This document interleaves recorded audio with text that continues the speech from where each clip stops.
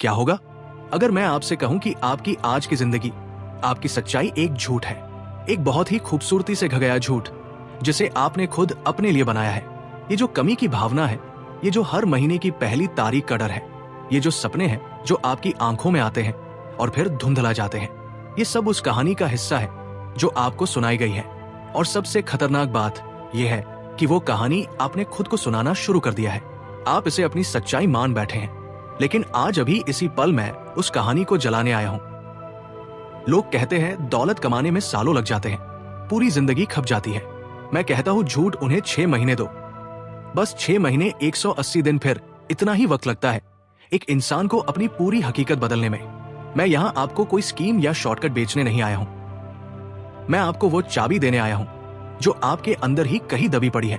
वो चाबी जिससे एंड्रयू कार्नेगी ने स्टील का साम्राज्य खा किया, जिससे थॉमस एडिसन ने अंधेरे को रोशनी से बदल दिया, जिससे हेनरी फोर्ड ने हर आम आदमी के लिए गाय का सपना सच कर दिया। ये कोई जादू नहीं है, ये विज्ञान है, आपके दिमाग का विज्ञान, आपकी चेतना का विज्ञान। आपकी दुनिया में जो कुछ भी ठोस है, जिसे आप छू सकते हैं, महसूस कर सकते हैं, वो कभी किसी के दिमाग में बस एक याल था। ये लैपटॉप जिस पर आप शायद ये देख रहे हैं, ये कोन जो आपके हाथ में है, ये कपड़े जो आपने पहने हैं, सब कुछ एक याल से शुरू हुआ था। एक याल जिसमें इतनी शिद्दत थी, इतनी आग थी कि उसने गुद को हित में ढाल लिया। तो सवाल ये नहीं है कि क्या यालत बन सकते हैं, सवाल यह है कि आपके याल इतने कमोर क्यों हैं, आपके सपने इतने धुंधले क्यों हैं, उनमें वो आग क्यों नहीं है जो आयनात को, इस ब्रह्मांड को मजबूर कर दे आपकी इच्छा पूरी करने के लिए। अगले 6 महीने हम इसी आग को भगाने वाले हैं। यह आपकी जिंदगी की सबसे बड़ी तपस्या होगी। ये कोई आसान सर नहीं होगा, इसमें आपको अपने अंदर के हर डर से लड़ना होगा, अपनी हर शंका को कुचलना होगा और उस इंसान को जलाकर राख करना होगा जो आप आज हैं, ताकि वो इंसान जन्म ले सके जो आप बनने के लिए पैदा हुए हैं। ये 6 महीने आपकी बाहरी दुनिया को बदलने के बारे में नहीं है, ये आपकी भीतरी दुनिया को फिर से बनाने के बारे में। क्योंकि जब अंदर की दुनिया बदल जाती है तो बाहर की दुनिया के पास झुकने के अलावा कोई और चारा नहीं होता। तो चलिए शुरू करते हैं। पहला दम, सबसे गुरूरी दम, एक जलती हुई वाहिश। मैं वाहिश शब्द का इस्तेमाल बहुत सोच समझ कर रहा हूं।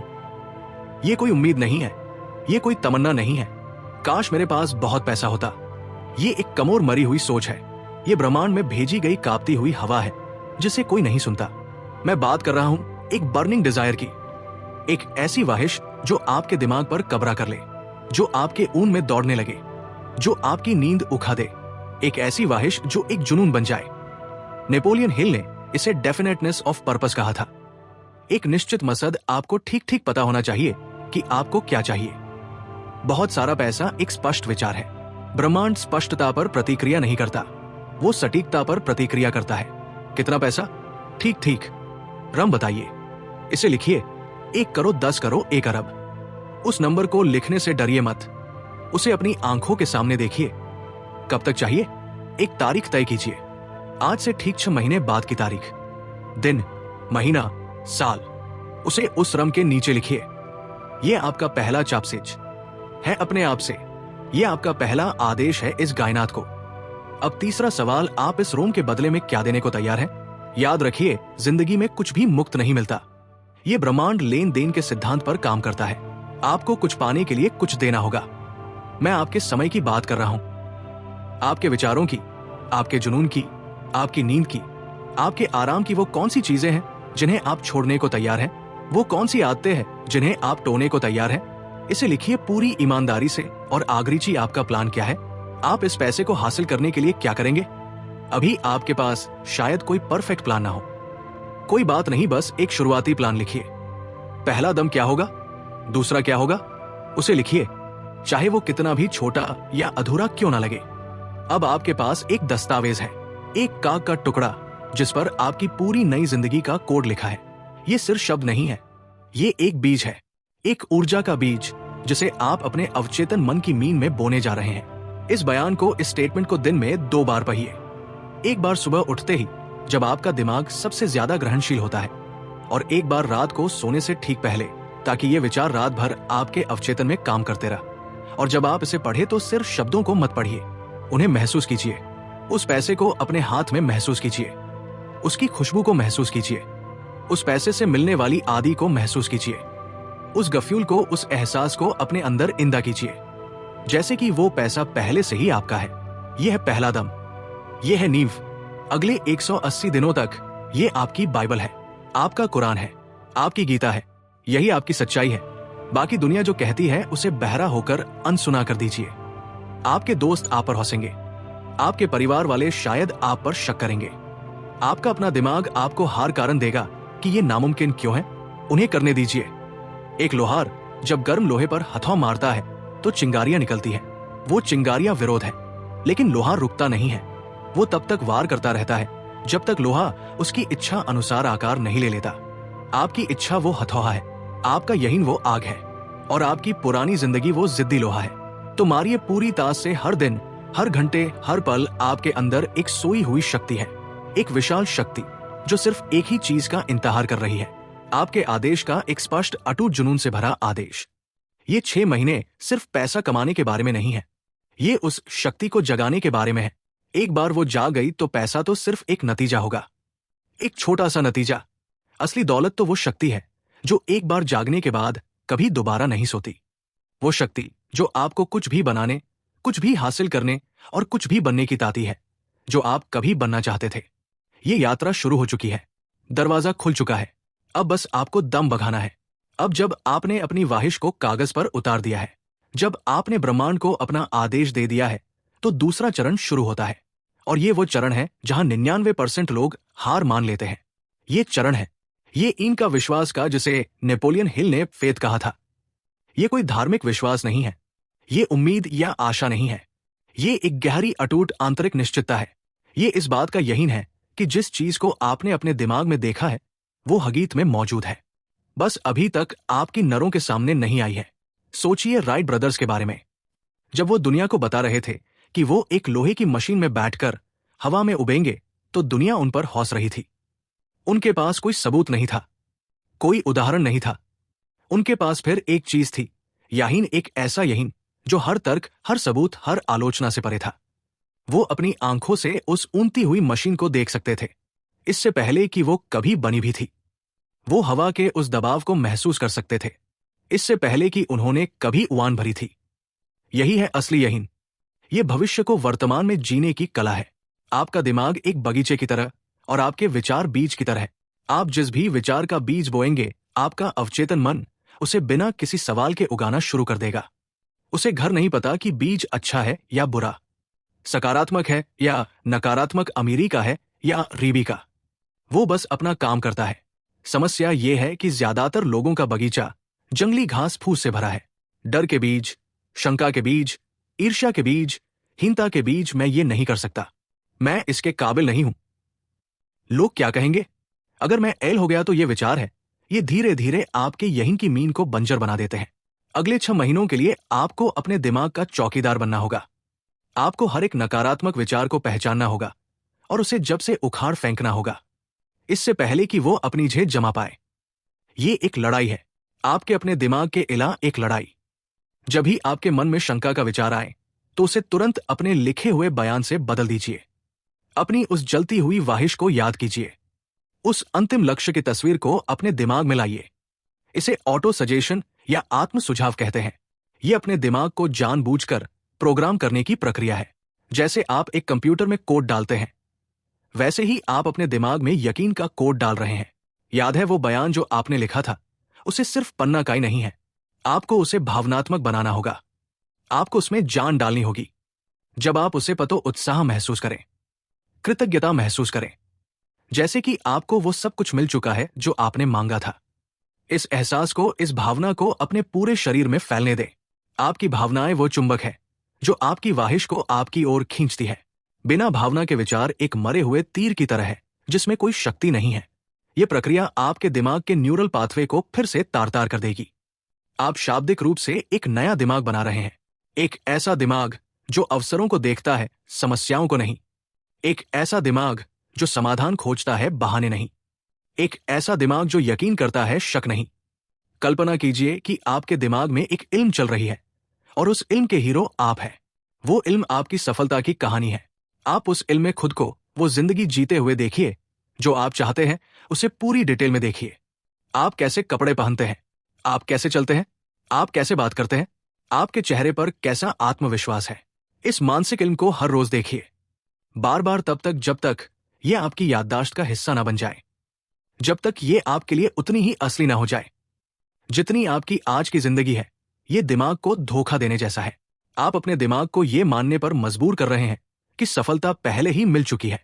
और जब आपका अवचेतन मन इस बात पर यकीन कर लेता है तो वो ऐसी परिस्थितियों, ऐसे लोगों और ऐसे विचारों को आपकी ओर आकर्षित करना शुरू कर देता है जो उस यकीन से मेल खाते हैं। इसे कानून ए कशिश या लॉ ऑफ अट्रैक्शन कहते हैं। लेकिन ये कोई रहस्यमयी जादू नहीं है। ये सिर्फ आपके विचारों की फ्रीक्वेंसी का खेल है। हर चीज ऊर्जा है, आपके विचार भी ऊर्जा है। डर और शंका की फ्रीक्वेंसी बहुत कम होती है। ये ईन और कृतज्ञता की फ्रीक्वेंसी बहुत ज्यादा होती है।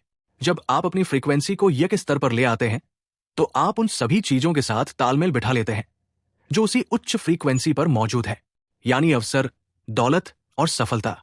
इसलिए अपने ये हीन को बचाइए, उसे हर हमले से बचाइए। यह आपकी सबसे कीमती संपत्ति है। जब थॉमस एडिसन 10 बार बल्ब बनाने में नाकाम हुए तो एक रिपोर्टर ने उनसे पूछा, मिस्टर एडिसन, क्या आप 10 बार फेल होकर निराश नहीं हैं? एडिसन ने जवाब दिया, मैं फेल नहीं हुआ। मैंने बस 10 हार ऐसे तरीके खोजे हैं जिनसे बल्ब नहीं बनाया जा सकता। ये देखिए, ये यकीन की तात है। उनके लिए नाकामी जैसी कोई चीन थी ही नहीं। हर नाकामी मंगल की ओर करीब ले जाने वाला एक दम था। उनका यही इतना ममूद था कि उसने नाकामी की परिभाषा ही बदल दी। अगले 6 महीनों में आप भी नाकाम होंगे। आप गिरेंगे, आपके प्लान काम नहीं करेंगे, लोग आपको धोखा देंगे। ये सब होगा, ये प्रक्रिया का हिस्सा है। लेकिन अगर आपका यकीन अटूट है तो कोई भी नाकामी आपको रोक नहीं सकती। वो सिर्फ एक फीडबैक होगी, एक सबक होगी, एक अवसर होगी अपने रास्ते को और बेहतर बनाने का। तो अपने दिमाग के बगीचे की देखभाल कीजिए, उसे नकारात्मकता के खरपतवार से सा रखिए और हर रोज पूरे जुनून और भावना के साथ अपने यंग के बीज को सींचिए। क्योंकि एक बार जब ये बीज एक ममूद पे बन गया तो उसकी जड़ इतनी गहरी होंगी कि दुनिया का कोई तूफान उसे हिला नहीं पाएगा और फिर दौलत के फल उस पर गुद बगोद लगने लगेंगे। ये एक प्राकृतिक प्रक्रिया बन जाएगी, ठीक वैसे ही जैसे एक सेब के पेपर सेब लगते हैं। आपने अपनी मंजिल तय कर ली है, आपने उस पर यकीन करना शुरू कर दिया है। अब वक्त है इंजन को स्टार्ट करने का। अब वक्त है उस यकीन को कर्म में बदलने का। सोच चाहे कितनी भी शक्तिशाली क्यों ना हो, यकीन चाहे कितना भी अटूट क्यों ना हो, बिना कर्म के एक खूबसूरत सपना मात्र है। एक ऐसा सपना जो कभी हरित नहीं बनेगा। तीसरा स्तंभ और शायद सबसे मुश्किल स्तंभ है अनुशासन और कर्म। ये वो जगह है जहां सपने देखने वाले और सपने सच करने वाले अलग हो जाते हैं। आप अपनी जलती हुई ख्वाहिश को जान चुके हैं, आप उस पर पूरे दिल से यकीन करने की प्रक्रिया में हैं। लेकिन अब आपको उस यकीन को हर रोज, हर घंटे, हर मिनट के कर्म में बदलना होगा। इसे नेपोलियन हिल ने ऑर्गेनाइज्ड प्लानिंग और पर्सनल इनिशिएटिव कहा था। आपका वो बयान जिसमें आपकी रम, तारीख और शुरुआती प्लान लिखा है, वो आपका नक्शा है। लेकिन नक्शा आपको मंजिल तक नहीं पहुंचाता, आपको गांगी चलानी पड़ती है। कर्म का मतलब सिर्फ मेहनत करना नहीं है, गधा भी बहुत मेहनत करता है। कर्म का मतलब है सही दिशा में लगातार अनुशासित तरीके से मेहनत करना। आपके 6 महीने के लक्ष्य को तोड़िए, उसे महीनों में, हफ्तों में और फिर दिनों में तोड़िए। आपका आज का लक्ष्य क्या है? वो कौन सा एक काम है जिसे अगर आपने आज कर लिया तो आप अपनी मंजिल के 1 इंच और करीब पहुंच जाएंगे? बस उस एक काम पर ध्यान केंद्रित कीजिए। सफलता कोई एक बददमम नहीं है, ये हारों, छोटे छोटे सही दिशा में उठाए गए दमों का नतीजा है। ये हर रोज सूरज उगने से पहले उठना है जब बाकी दुनिया सो रही हो। ये हर रोज उस एक अतिरिक्त वन कॉल को करना है जब आपका मन हार मानने को कह रहा हो। ये हर रोज 1 घंटा ज्यादा पढ़ना है जब आपका शरीर थक चुका हो। ये तपस्या है और इस तपस्या की आग में ही आपका चरित्र ढलता है, आपकी क्षमताएं निखरती है। अनुशासन का मतलब खुद को स्वाहा देना नहीं है, अनुशासन का मतलब खुद से प्यार करना है। ये भविष्य के उस महान इंसान के लिए जो आप बनना चाहते हैं। आज के इस छोटे मोटे आराम का त्याग करना है। जब आपका अलार्म सुबह 4 बजे बजता है तो आपके अंदर 2 आवाज़ें होती है।